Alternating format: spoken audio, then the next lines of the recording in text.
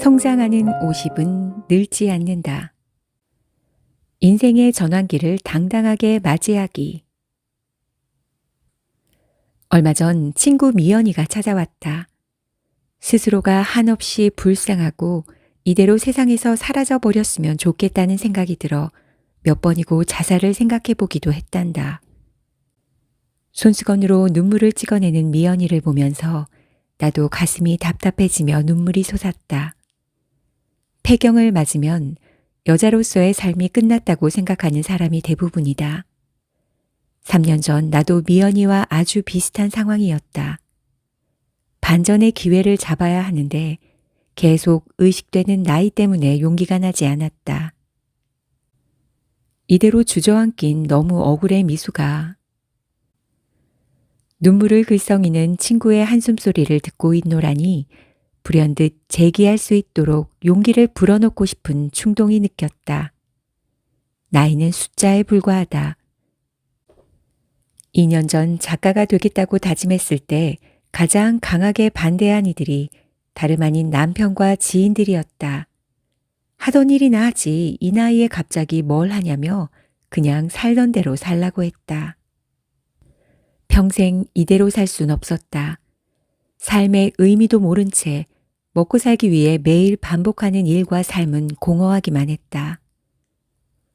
어릴 적부터 꿈꾼 작가의 도전에 남은 인생은 내가 하고 싶은 걸 하며 살고 싶었다. 2년 전 내게 던진 질문을 친구에게도 던졌다. 폐경을 더 강하고 자유롭고 매력적인 여성으로 만들어주는 거라고 생각해 볼 수도 있지 않을까? 인생은 어떤 각도에서 보느냐에 따라 의미가 완전히 달라져.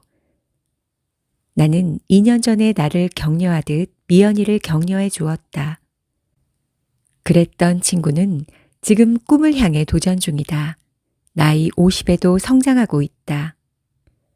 50은 봄, 여름을 지나 이제 겨우 가을의 문턱에 들어섰을 때다.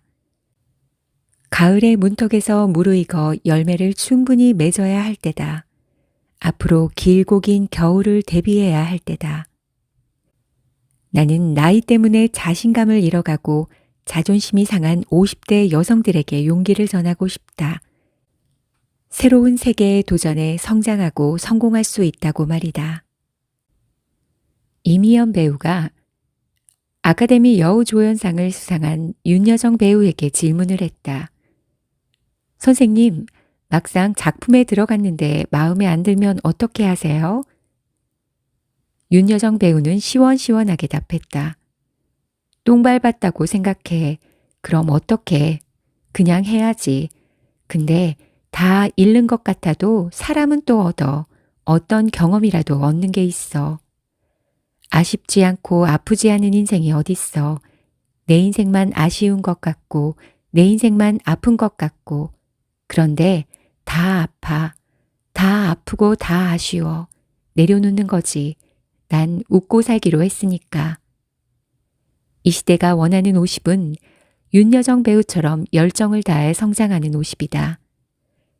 노년 파워에 힘입어 중년 파워를 보여줄 때다. 사람은 나이에 상관없이 빨주노초 파남보 7가지 무지개색을 가지고 있다. 50엔 그동안 살아온 삶의 경험으로 여러 가지 색을 합쳐 더 예쁘고 다양한 색을 만들어낼 수 있다.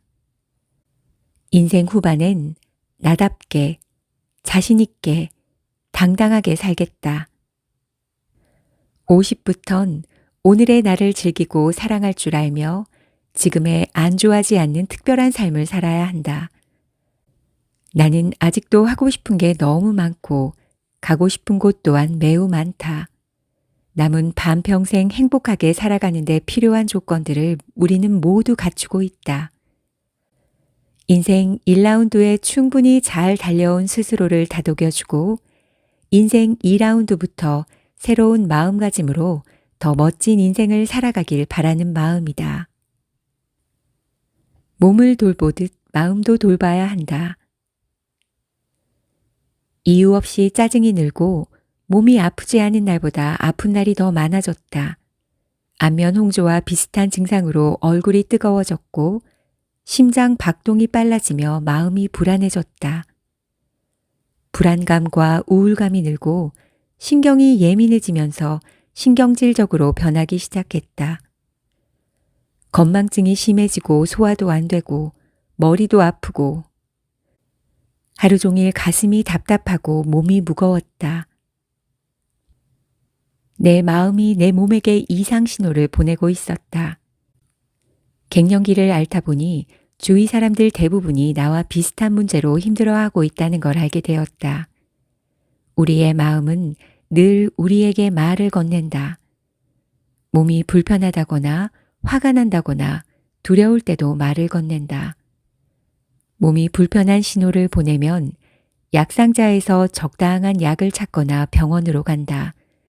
하지만 마음이 아프면 어떻게 하는가? 몸이 아프면 돌보는 것처럼 마음도 아프면 돌봐야 한다. 우리는 아픈 몸을 방치하면 더 큰 고통이 온다는 걸 알고 있다. 마음도 마찬가지이다. 방치하면 더 이상 손을 쓸 수 없게 될지도 모른다. 아무리 자기 자리에서 열심히 살아간다고 해도 살다 보면 위기의 순간이 찾아온다. 내 인생 최대의 위기는 갱년기였다. 사람들은 이 위기의 순간에서 어떻게 대처해야 할지 모른다.